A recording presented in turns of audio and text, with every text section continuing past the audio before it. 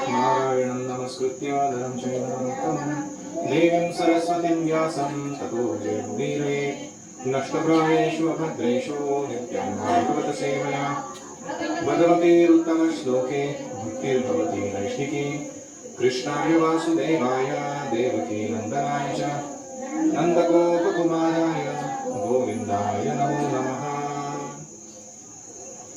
हरे कृष्णा। हम पढ़ रहे हैं श्रीमद् भागवतम अध्याय स्कंध पहला अध्याय दूसरा श्लोक संख्या 27। रजस्तमः प्रकृतयः समशीला भजन्ति वै पितृभूतप्रजेशादिं श्रियैश्वर्य प्रजेप्सवः।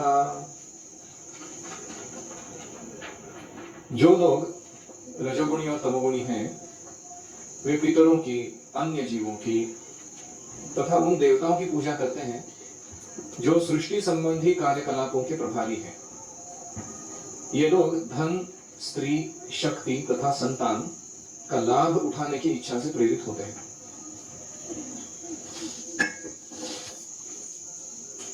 हम चर्चा कर रहे हैं कि सुखदेव गोस्वामी क्यों बार बार हर चीज को कृष्ण के साथ जोड़ रहे हैं। सॉरी, सुखदेव गोस्वामी कि उन्होंने पहले कहा था कि कृष्ण कथा सुनते रहो तो उससे सब कुछ प्राप्त हो जाएगा, श्रद्धा से लेकर प्रेम तक सब कुछ मिलेगा। फिर उन्होंने कहा कि अतो वै कवयो नित्यं भक्तिं परमयामुदा, इसलिए जो बुद्धिमान लोग हैं वो किसकी आराधना करते हैं? वासुदेवे भगवती कुर्वन्ति आत्म प्रसादने, भक्ति जो एक्स्ट्राऑर्डिनरी डिलाइटफुल प्रोसेस है और जो सोल सेटिस्फाइंग है, आत्म संतुष्टि प्रदान करती है, ऐसी भक्ति को कृष्ण को अर्पित करते हैं।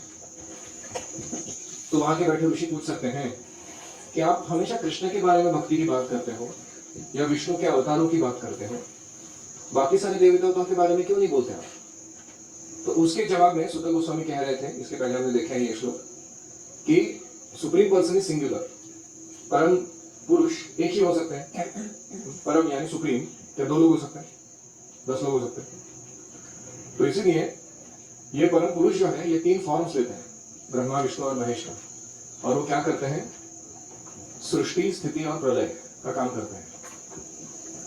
सृष्टि करते हैं, मेंटेनेंस देखते हैं, फिर उसका प्रलय करा देते हैं ब्रह्मा, विष्णु और महेश के माध्यम से। तो इसलिए जो मानवता है उनको सही लाभ अगर उठाना है इस क्रिएशन का, तो किसकी आराधना करनी चाहिए? विष्णु की, क्योंकि वो सत्वगुण के अधिष्ठाता है और वो मेंटेनेंस का काम देते हैं। तो कोई कहेगा कि ठीक है, why is this सत्वगुण so beneficial? बाकी गुणों में क्या प्रॉब्लम है? फिर उसका जवाब हमने देखा था। क्या था जवाब? कि मैंने गलत एनालॉजी बोला था, वो मृदा, लकड़ी और अग्नि ऐसे मैंने कहा था। वो एक्चुअली है लकड़ी, धुआं और अग्नि। लकड़ी से धुआं, धुएं में अंदर छुपा हुआ अग्नि। तो लकड़ी का तुलना किया गया तमोगुण से, फिर धुएं की तुलना की गई रजोगुण से, और अग्नि की तुलना की गई है, वहां पीछे देख सकते हो डेमो आपको देखने को, लकड़ी, धुआं और अग्नि। अग्नि की तुलना की गई है सत्वगुण से। तो जो एक्चुअल बेनिफिट है वो किसमें है? अग्नि में ना, सत्वगुण में। और इसीलिए सत्व जो है वो सबसे महत्वपूर्ण माना जाता है। और जो सुप्रीम बीइंग, परम पुरुष है, वो इस सत्वगुण से भी परे है। वसुदेव स्थिति या शुद्ध सत्व में स्थित है वो। और वो ये 3 मटेरियल एनर्जीज को हैंडल तो कर रहे हैं, लेकिन उससे प्रभावित नहीं हो रहे। हमने उदाहरण देखा था कि पंत प्रधान अगर जेल में आ जाए, तिहाड़ जेल में, तो इसका मतलब ये नहीं कि वो जेल के नियमों के अंडर आ गए। और इसीलिए हमें सत्वगुण के अधिष्ठाता और सत्वगुण से भी परे शुद्ध सत्व में स्थित विष्णु की आराधना करनी चाहिए, सही बेनिफिट उठाना है जीवन। तो फिर वापस वो ऋषि प्रश्न पूछ रहे हैं, मानो कि फिर लोग इतने सारे मटेरियल गॉड्स की उपासना क्यों करते हैं? इतने देवी देवताओं की उपासना चलती है दुनिया में, वो क्यों चल रही है? तो उसके जवाब में वो कहते हैं कि जिनको परमानेंट सॉल्यूशन चाहिए अपने प्रॉब्लम्स का, और जो दूसरे से एनवी नहीं करते हैं, जो स्वयं शांत है, मटेरियल चीजों के पीछे भाग नहीं रहे, ऐसे लोग देवी देवताओं की आराधना नहीं करते। ज्यादातर इन लोगों को आप देखोगे कि वो सर्वाकर्षक भगवान की ही उपासना करते हैं। लेकिन इसका मतलब ये नहीं कि वो देवी देवताओं का अवमान करते हैं, उनको भी बहुत आदर देते हैं, रिस्पेक्ट देते हैं। लेकिन जो लोग स्वार्थ भावना से प्रेरित हैं, जो अपने इच्छाओं को पूर्ण करने के लिए बहुत उत्सुक हैं, वो जनरली पितृ भूत प्रजेश आदि। पितृ मतलब एंसेस्टर्स, भूत मतलब स्पिरिट्स, प्रजेश मतलब यूनिवर्सल फोर फादर्स जैसे दक्ष प्रजापति हैं, उनकी आराधना करते हैं। क्यों? उनसे वो भौतिक लाभ चाहते हैं जल्दी से। तो यहां तक अभी हमने देखा है, अभी हम आगे बढ़े। जो लोग रजोगुणी तमोगुणी हैं वो देवताओं की पूजा करते हैं, अन्य जीवों की पूजा करते हैं, क्योंकि वो क्या चाहते हैं? Material benefits. आजकल ये बहुत डिग्रेड भी हो चुका है। पहले तो क्या कम से कम देवताओं की उपासना करते थे लोग, अभी किसकी उपासना कर रहे हैं? ये मूवी एक्टर्स एक्ट्रेसेस की, WWE चैंपियन की। आपने देखा बच्चों को छोटे छोटे वो ऐसे चित्र लगाएंगे, वो हल्क का या कौन स्पाइडरमैन, मतलब वो अस्तित्व में भी नहीं हो ऐसा व्यक्ति, उसको अपना हीरो मान के लोग उसके अराउंड अपना जीवन चला रहे। आपने देखा इतने गिर चुके हैं कलयुग के लोग कि कम से कम कोई वास्तविक हो या सही में कुछ हीरोगिरी कर रहा हो दूसरों के भले के लिए, उसका वर्शिप कर, ठीक है। ये लोग अभी ऐसे टुच्चे लोगों का वर्शिप करते हैं। जैसे आप साउथ इंडिया में जाओगे तो साउथ इंडियन मूवी स्टार्स के कुछ मंदिर है वहां पे, उसका अभिषेक होता है, मूर्ति है उसकी साउथ इंडियन स्टार्स की, प्रॉपर एकदम अभिषेक वगैरह चलता है काम। इतना ही नहीं, अभी वो हीरो भी कम पड़ गए शायद, इसलिए फिक्टिशियस हीरोज। क्या है वो अभी का लेटेस्ट एवेंजर्स, पूरा सीरीज है उसके लिए। ये गॉड है, वो गॉड है, उसके पास ये शक्ति है, उसके पास वो शक्ति है, वो सब यूनिवर्स को गैलेक्सी को बचाने निकले ये लोग।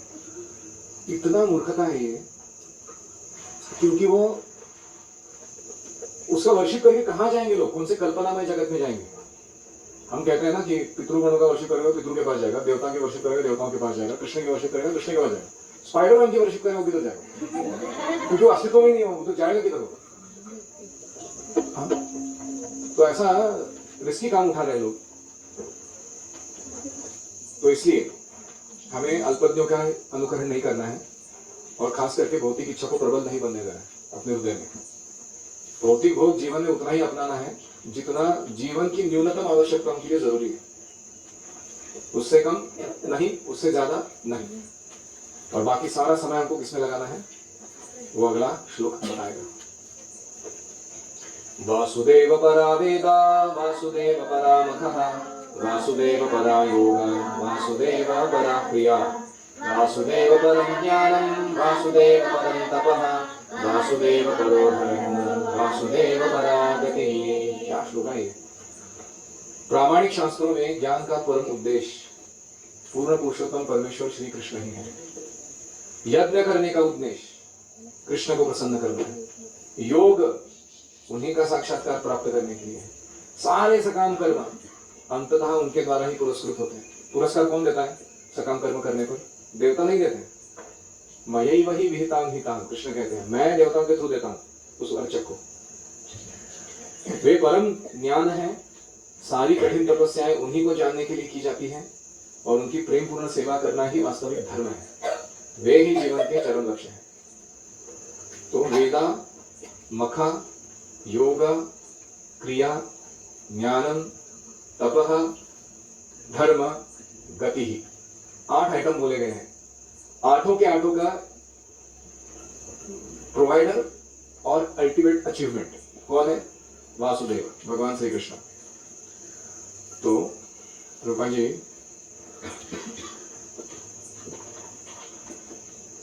हर के लिए की कथा है, कौन बता सकता है कथा है? वासुदेव परा वेदा वेदेश सर्वैर अहमेव वेद्यः, सारे वेदों से कृष्ण को जानना है। इसके लिए कौन सी कथा है?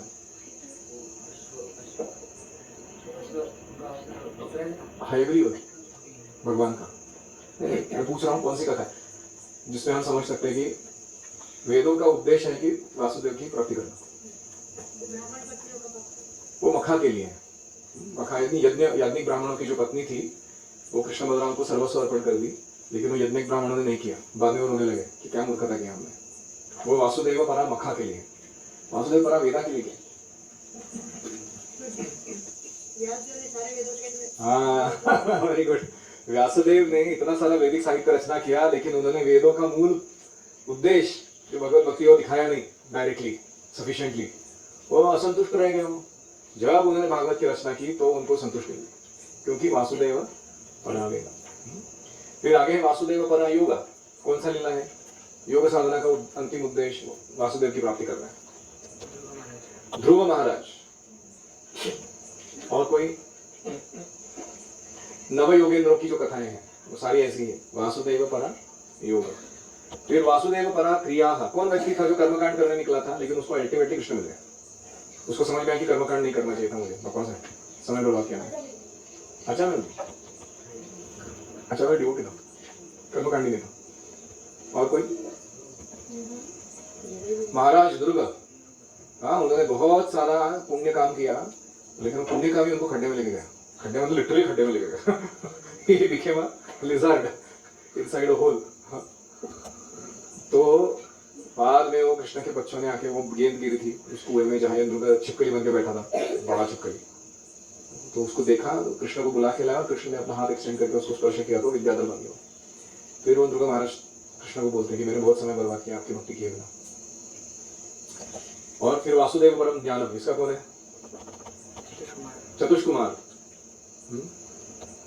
सुखदेव गोस्वामी पहले ब्रह्म लीन थे वो, और फिर भागवत सुनने के बाद वो नॉलेज का परफेक्शन प्राप्त किया। वासुदेव परम ज्ञान, वासुदेव परम तपः, ध्रुव महाराज ने तपस्या की, उसका अल्टीमेट कंक्लूजन है।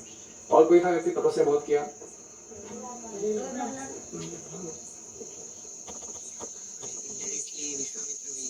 हाँ, विश्वामित्र मुनि की कथा बोल सकते हैं यहाँ पर। उन्होंने बहुत तपस्या की, तो पहले छोटे मोटे चीजों में अटक गए थे, कहीं काम के आवेग में, कहीं क्रोध के आवेग में, फाइनली ब्रह्मर्षि बने। ब्रह्मर्षि बनने के बाद उनको समझ में आने लगा कि वैष्णवों की स्थिति क्या है, वो तो और भी ऊंची है। फिर वो राम जी के भक्त बने। अंत में जब वो राम के भक्त बने तब भगवान ने उनको अपना संग प्रदान किया। किस रूप में? गुरुकुल स्टूडेंट के रूप में। राम जी किसके डिसाइपल बने? विश्वामित्र, और उनको पर्सनल एसोसिएशन दी, क्योंकि उस समय विश्वामित्र भी भक्त बन चुके हैं। वासुदेव परो धर्मो, मैं बोल रहा था ना, और कृष्ण ने बोला सर्वधर्मान् परित्यज्य मां एकं शरणं व्रज। अर्जुन एकदम कन्विंस हो गया, सही बोला। और गोपियों का भी उदाहरण ले सकते हैं, उन्होंने सारे धर्मों को छोड़ा कृष्ण को संतुष्ट करने के लिए, लेकिन कोई उनको गलत नहीं समझता। भक्तों में सब उनको सबसे श्रेष्ठ मानते हैं। और वासुदेव परा गति ही, अल्टीमेट डेस्टिनेशन वासुदेव है।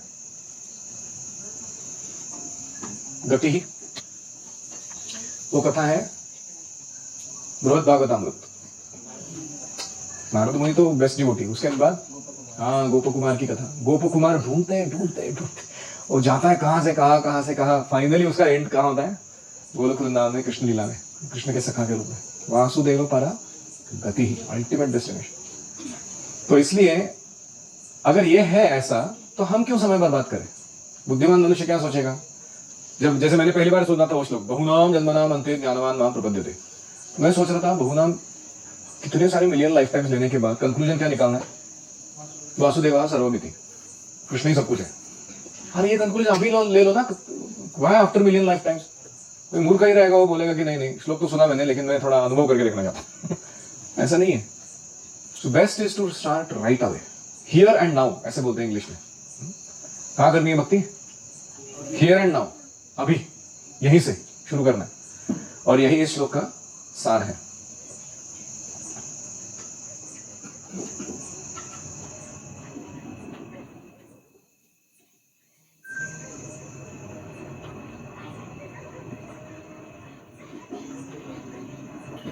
तो परपोर्ट बड़ा है, लेकिन आप घर में पढ़िए।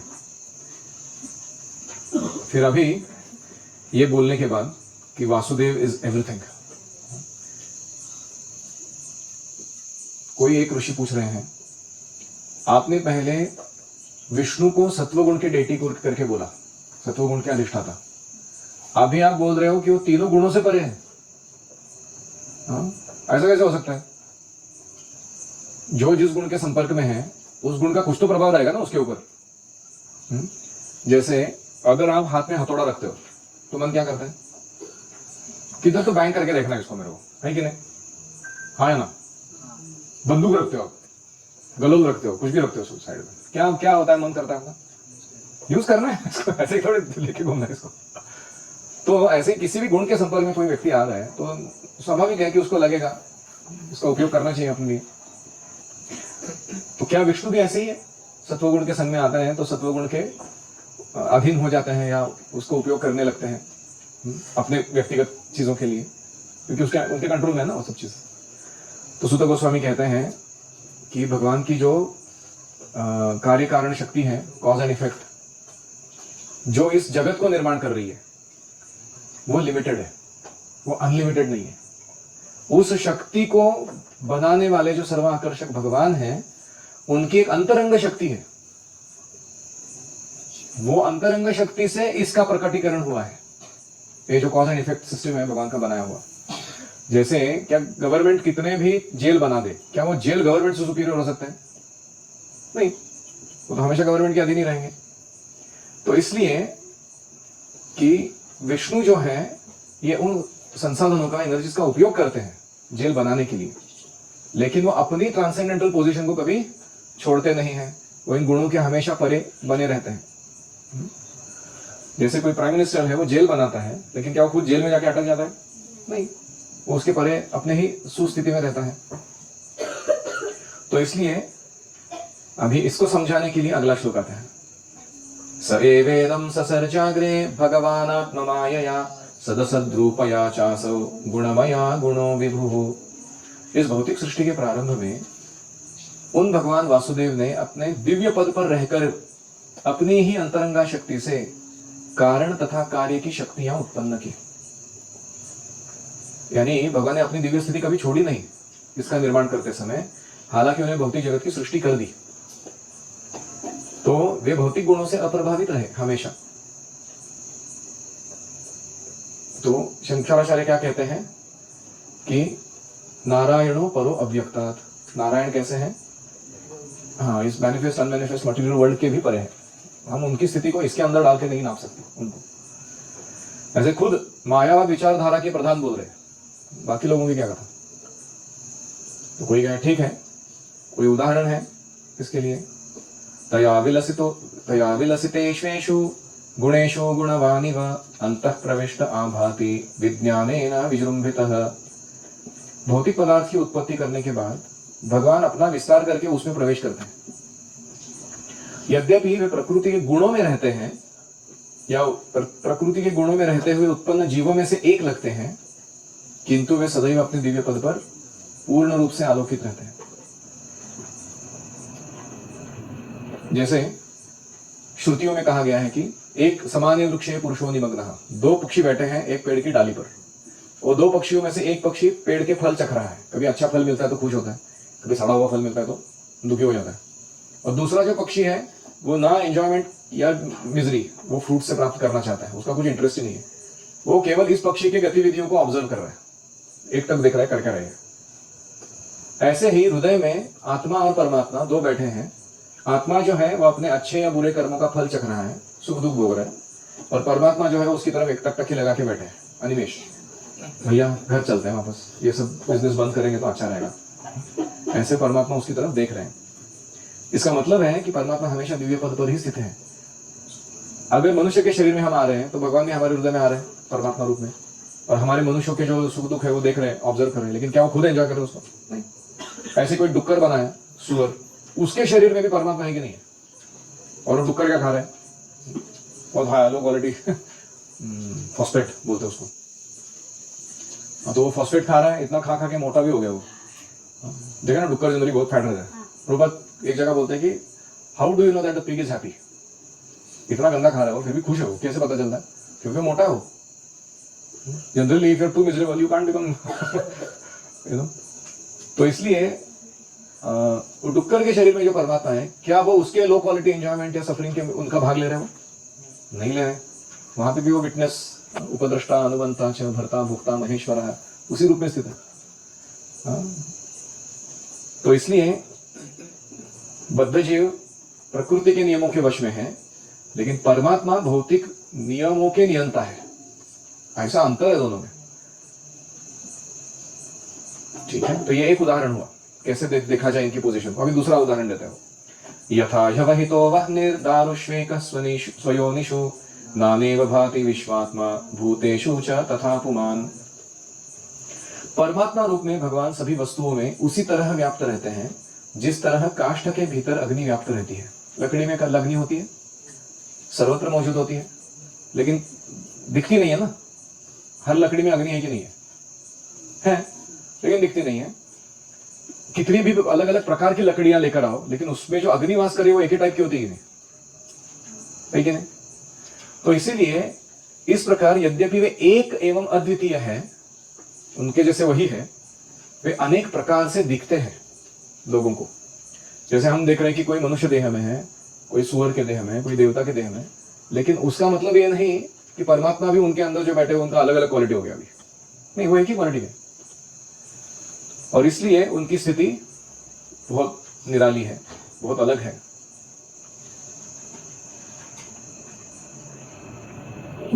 जिस प्रकार काष्ठ से अग्नि प्रकट होती है या दूध से मक्खन निकलता है, उसी प्रकार परमात्मा रूप में भगवान की उपस्थिति उन दिव्य विषयों के वैध श्रवण तथा कीर्तन की सम्मत विधि द्वारा अनुभव की जा सकती है। अगर कोई चाहता है कि परमात्मा को अनुभव करना है मुझे, उसे क्या करना चाहिए? श्रवण कीर्तन अच्छे से करना चाहिए। अगर कोई ठीक से श्रवण कीर्तन करता है तो उसको परमात्मा का जो प्रेजेंस है वो सामने स्पष्ट दिखाई देने लगता है। उसके दो उदाहरण, एक है कि अगर कोई सोने का हार किसी तालाब के नीचे पानी में गिर गया हो और वहां मिट्टी के अंदर जो मिट्टी है उस पर ढक गया हो, तो अगर हम कूद मारेंगे उसके अंदर और बहुत उथल पुथल मचा देंगे तो कुछ दिखेगा? सारी मिट्टी ऊपर आ जाएगी, सारा अस्वच्छ हो जाएगा, कुछ दिखेगा? करना क्या है? तालाब से शांति से बाहर निकलो, अपना एक जप माला लेके 16 माला करो, शांति से बैठ के हरे कृष्ण कृष्ण कृष्ण हरे हरे, हरे राम राम राम हरे। कुछ समय के बाद सारा तालाब जो है उसका जो डिस्टर्बेंस वो शांत हो जाएगा। और जैसे ही शांत हो जाएगा क्लियरली दिखाई देगा वो आपको, बाहर से ही अंदर जो गोल्ड का जो चेन पड़ा हुआ दिखाई देगा, आप जाके उसको ले सकते हो। ऐसे ही हृदय में ऑलरेडी इतना कुछ चल रहा है, काम क्रोध लोभ इनका बॉन्डर चल रहा है, उसके बीच में घुस के अगर हम परमात्मा ढूंढने का प्रयास करेंगे तो ज्यादा कुछ होगा नहीं। हमें क्या करना है? You have to allow it to settle. What do you mean by settle? We just allow the process of hearing and chanting to cleanse it. वो जो हृदय है उसको शुद्ध होने दो श्रवण कीर्तन से, अपने आप परमात्मा सामने आ जाएंगे। जितात्मनः प्रशांतस्य परमात्मा समाहितः। जितने ही हमने मन को जीत लिया, सामने परमात्मा दिख जाएंगे। ये एक उदाहरण है। दूसरा उदाहरण हमने पहले भी देखा था कि प्रविष्टः कर्णरंध्रेण स्वानाम भाव सरोरुहम। परमात्मा क्या करते हैं? कथा में जब कोई ध्यान देता है, सुनता है, तो उसके कानों के माध्यम से उसके हृदय में प्रवेश करते हैं। कौन? भगवान।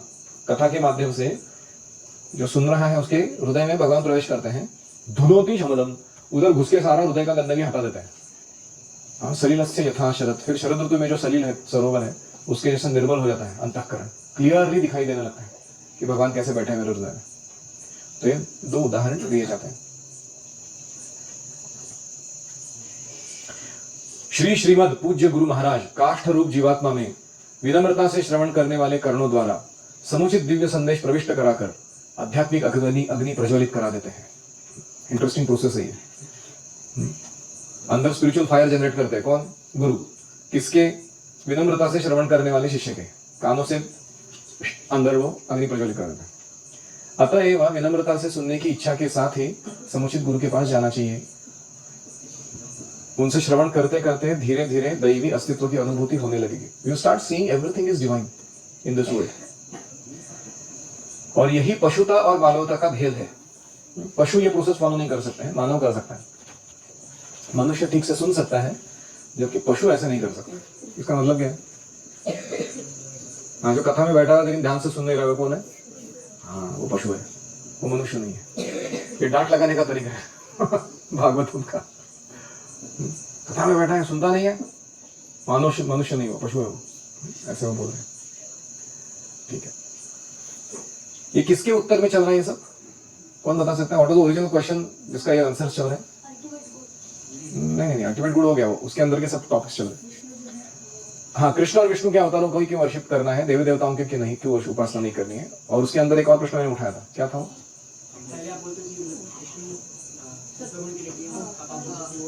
हाँ, वो तीनों गुणों से परे है, वो कैसे है वो समझाइए, उसके लिए ये सब वर्णन आ रहा है। असौ गुणमयैर्भावैर्भूत सूक्ष्मेन्द्रियात्मभिः स्वनिर्मितेषु निर्विष्टो भुङ्क्ते भूतेषु तद्गुणान्। भौतिक जगत के तीनों गुणों से प्रभावित हुए जीवों के देह में परमात्मा प्रविष्ट होते हैं और सूक्ष्म मन के द्वारा तीन गुणों के फल भोगने के लिए जीवों को प्रेरित करते हैं।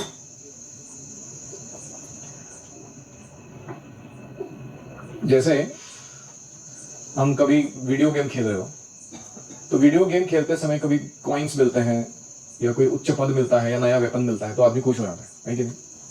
या कभी उसको कोई शूट कर देता है, वो मर जाता है गेम के अंदर, या फिर वो कोई फेलियर होता है उसका, अचीवमेंट करने में कुछ फेल हो जाता है, वो दुखी हो जाता है कि नहीं? उसको ये गेम खेलने की प्रेरणा किससे आ रही है? इनडायरेक्टली गेम डिजाइनर से आ रही है कि नहीं? हाँ या ना? लेकिन जब तक वो इच्छा नहीं करता कि मुझे गेम खेल के एंजॉयमेंट है, सफरिंग मोड़ लेना है अपनी तरफ, तब तक वो प्रेरणा नहीं आती। आप समझ रहे हो मैं क्या कह रहा हूं? First you have to desire that I want to play the game, then the game designer software will have control और influence over you. If you don't desire to play game, जैसे हम लोग यहाँ बैठे हैं, हमें किसी को इच्छा नहीं है सब खेलने की, तो क्या क्यों कंट्रोल कर रहा है हमारे? ऐसे तो वैसे प्रेरणा देता बैठे हर वक्त नहीं। ऐसे ही परमात्मा क्या करते हैं, जब जीव भोग करने की इच्छा करते हैं तो ये पूरा वर्चुअल रियलिटी किट माया का जो जगत है वो बिठा देते हैं उसके ऊपर, और फिर वो जीवात्मा अलग अलग अजीब हरकतें करता रहता है उसके अंदर। उसको लग रहा है कि मैं अचीव कर दिया, मैं पैसा हो गया, मैं ये बन गया, मैं ये हो गया। लेकिन वास्तविकता यह है कि वो अंतः प्रेरणा जो है वो 3 गुणों को भोग करने की जो अलग अलग ऊती जिसको कहते हैं इंस्पिरेशन, वो गेम डिजाइनर से ही आ रहा है। जो 3 गुणों का वो भोग कर रहा है, वो तीनों गुण या वो सॉफ्टवेयर वो भी उसी ने डिजाइन किया हुआ है। और इसीलिए परमात्मा हालांकि प्रविष्ट करते हैं अपने आप को और उनके सूक्ष्म मन के द्वारा उनको प्रेरणा देते हैं, लेकिन वो स्वयं उस एंजॉयमेंट को नहीं करते। जैसे वो गेम डिजाइनर है तो क्या खुद खेलते बैठा? Usually not. He knows that I have made people addicted to this and they are wasting their time. तो ऐसे ही हो सकता है कि इस जगत के गेम डिजाइनर थोड़े एडिक्टेड हो खुद ही, वो अलग टॉपिक है, लेकिन हम परमात्मा की बात कर रहे हैं यहाँ पर। तो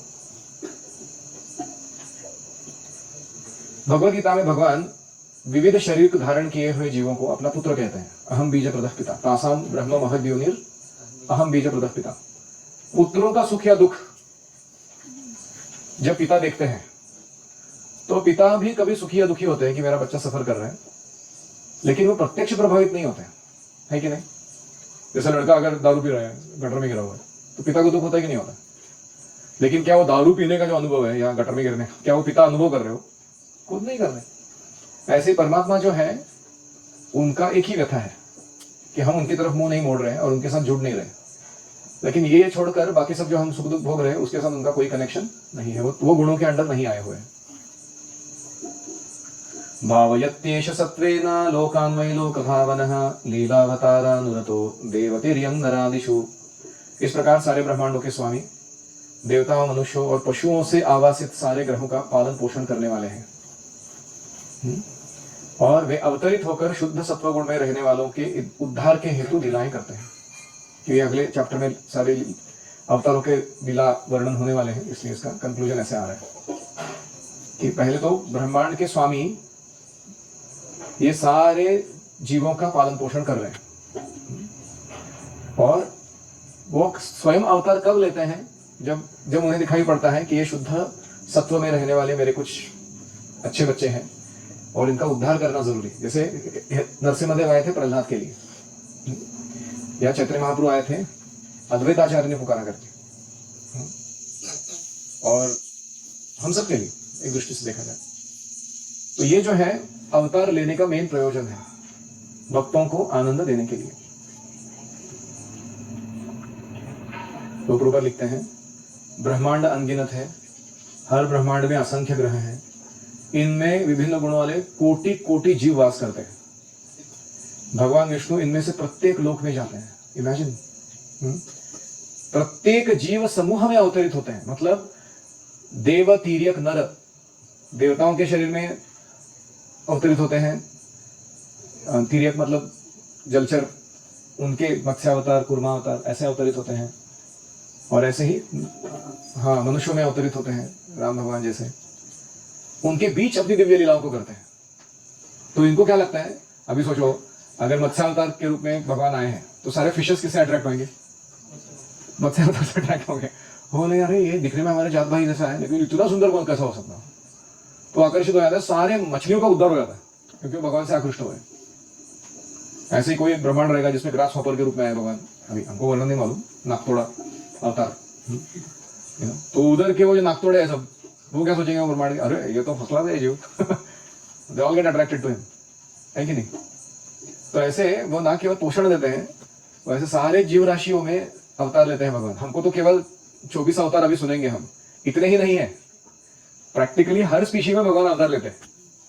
वराह रूप में अवतार लिए थे कि नहीं लेते, डुक्कर के रूप में, कूर्म के रूप में अवतार लिए थे, मत्स्य के रूप में अवतार लिए थे, ऐसे ही बहुत सारे योनियों में लेते हैं, ऐसे कह रहे हो। लेकिन ये किस लिए लेते हैं अवतार, वे जाके उनके बीच अपनी दिव्य लीलाओं का प्रदर्शन करते हैं और उनमें भगवान के धाम वापस जाने की रुचि उत्पन्न कराते हैं। फिर वो सारे जीव इच्छा करते हैं, अरे कृष्ण लीला क्या सुंदर है, मेरे को भी भगवान के धाम जाना चाहिए, इसमें भाग लेने के लिए। भगवान अपनी मूल दिव्य अवस्था को बदलते नहीं, अपितु देश काल समाज के अनुसार भिन्न भिन्न रूपों में प्रकट होते हैं। जैसे कोई नट होता है एक्टिंग करने वाला, वो एक ही ड्रामा में इतने सारे रूप बदलता है। वो आपने देखा, टोमी नवेस करके एक नाटक होता मराठी में, उसका जो एक्टर था एकदम एक्सपर्ट था, वो ऐसे रूप बदलता था, विश्वास ही नहीं होता था कि वो वही एक्टर है, वो जो पिछले वाले एपिसोड में था वही आगे चल रहा है। ऐसे उसके 10-12 रूप बदले थे वो एक ही ड्रामा में, एंड वेरी यूनिक, उसका भाषा अलग, उसका पहराव अलग, उसके सब कुछ अलग पूरा। तो ऐसे ही भगवान जो है, कौन सा श्लोक कुंती महारानी का, नटो नाट्य धरो यथा माया जवनिका छन्नम अज्ञाधोक्षजमव्ययम न लक्ष्यसे मूढ़दृशा नटो नाट्य धरो यथा। तो ऐसे ही भगवान ऐसा ड्रामा करते हैं कि सारे जीव आकृष्ट हो जाए, लेकिन वो ड्रामा का जो रूप है वो 3 गुणों से बना हुआ नहीं होता, वो दिव्य ही रहता है।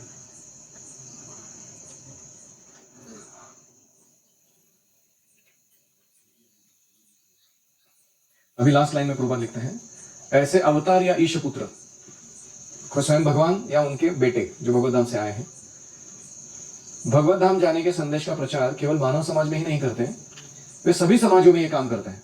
देवताओं के समाज में, मनुष्यों के समाज में, इनके अतिरिक्त अन्यों में भी ये कार्य चलता रहता है। यानी कहीं ना कहीं एक फिशेस के या कॉर्पोरस के या ग्रास हॉपर के समाज में भी प्रचार कार्य चल रहा है, कहीं ना किसी प्रमाण में इस क्षण भगवान का। इस प्रकार श्रीमद् भागवत के प्रथम स्कंद के अंतर्गत दिव्यता तथा दिव्य सेवा नामक द्वितीय अध्याय के भक्ति वेदांत तात्पर्य पूर्ण हुआ। Second chapter complete. Any comments और क्वेश्चंस?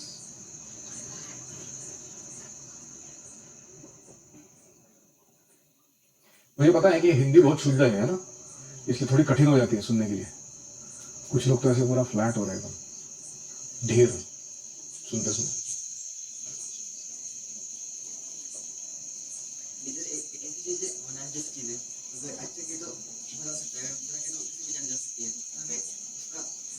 केयरफुली डिजाइन करना चाहिए। एक्चुअली कुछ हमारे सिस्टम्स हैं, उसके ऊपर कैसे हमको काम करना है वो कोई सिखाता नहीं है हमको। जैसे ब्रीदिंग फॉर एग्जांपल, सब लोग सांस ले रहे हैं, इसमें क्या सीखना है कोई पूछेगा, but if you learn how to breathe properly you can increase your life, you will not fall sick, you will get so much power inside your body just by learning how to breathe.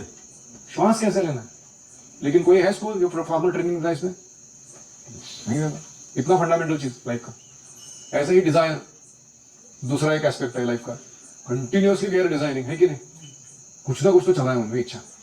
अभी किसी ने सिखाया हमको formally कि how to cultivate right desires, how to avoid wrong desires, how to engage with your desires और how to engage your desires किसने training दी है इसका?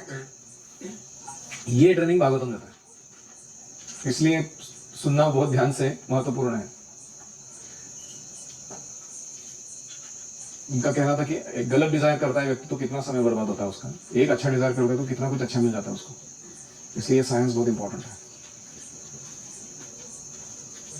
क्लास में सुन रहे थे qualities without pretending, love without expecting. So भगवान से ही आता है क्वालिटीज फ्रॉम परमात्मा के साथ विदाउट एक्सपेक्टेशन। हाँ, लव विदाउट एक्सपेक्टिंग वो परमात्मा से सीखना चाहिए।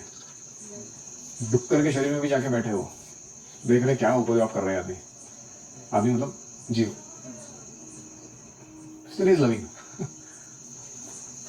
इतना अनकंडीशनल लव कोई नहीं देगा हमको।